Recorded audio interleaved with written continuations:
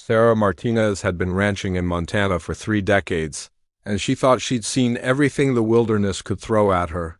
She was known throughout the valley as the woman who could handle anything with steady hands and an even steadier heart. At 62, with silver streaks running through her dark hair and laugh lines carved deep around her eyes, she carried herself with the quiet confidence of someone who had survived blizzards, droughts, and every kind of hardship the land could offer. That morning started like any other.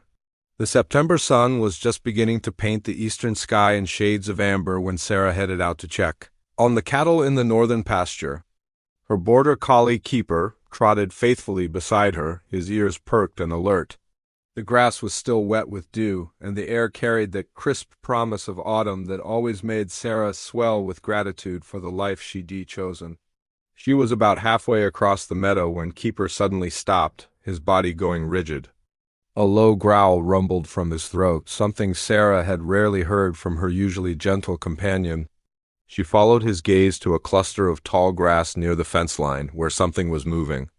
Not the usual rustle of wind, but something deliberate and alive. Sarah's hand instinctively moved to the radio clipped to her belt. But before she could call for help, she saw it. A young woman, probably no more than 19 or 20, was crouched in the grass, her face streaked with tears and dirt. Her clothes were torn and her arms were wrapped protectively around something. As Sarah moved closer, her breath caught in her throat. The girl was holding a newborn baby, barely wrapped in what looked like a torn jacket, and both of them were shaking in the morning cold. The girl's eyes met Sarah's, and in them Sarah saw a terror so raw and desperate that it made her own chest tighten. The young woman tried to stand but collapsed back down, too weak to support herself. Without hesitation, Sarah rushed forward, already shrugging off her own warm flannel jacket. "It's okay, sweetheart," Sarah said softly, the way she would to a frightened calf. "I'm not going to hurt you." The girl's lips trembled. "Please," she whispered, her voice hoarse. "Please don't call anyone. They'll take my baby. They'll take her away from me." Sarah knelt beside them, wrapping her jacket around both mother and child. The baby, miraculously, seemed healthy, though clearly in need of warmth and care. "Let's get you both inside first," Sarah said. "We'll figure everything else out after." The girl shook her head violently. "You don't understand. I ran away from the hospital. They said I was too young, too unstable. They had papers, people coming to take her. I couldn't let them. I couldn't." Sarah's mind raced. She thought about the laws, the systems designed to protect vulnerable people. But looking at this terrified young mother clutching her daughter with such fierce love, Sarah saw something the systems might miss. She saw herself 40 years ago, pregnant and alone, running from a father who said she was too young to keep her own child. She remembered the social worker who had helped her instead of judging her, who had given her a chance. "Listen to me," Sarah said, firmly but gently. "That baby needs medical attention, and so do you. I can see you love her more than anything in this world, but love also means making sure she's safe and healthy." The girl's face crumpled. "They'll take her." "I know they will." Sarah reached out and took the girl's cold hand in her weathered one. "Not if I have anything to say about it. My name is Sarah Martinez, and I've been fighting for lost causes my whole life. I've got friends who are social workers, lawyers, people who will listen. But first we need to get you both checked out.